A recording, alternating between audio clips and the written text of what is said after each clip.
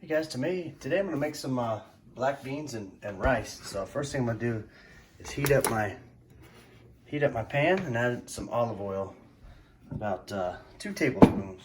Just got it on medium heat.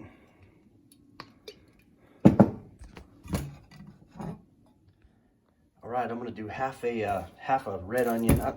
I would use white onion, but I don't have any, so half a red onion and then jalapeno pepper, and I'm gonna use a red chili pepper too. I got this chopper, I'm gonna chop it all up.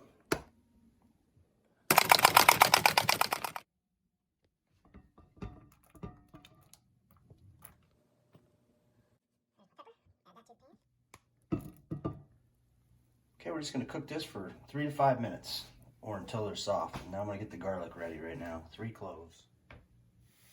All right, I'm gonna go ahead and add my garlic. I got a garlic press here for it. All right, got the garlic added. Let that cook for a couple minutes. Smells good. 1 teaspoon of cumin. Do 3 teaspoons of cilantro.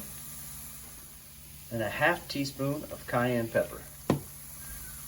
And one tablespoon of apple cider vinegar. Okay, now we're going to stir in our beans and add a pinch of salt.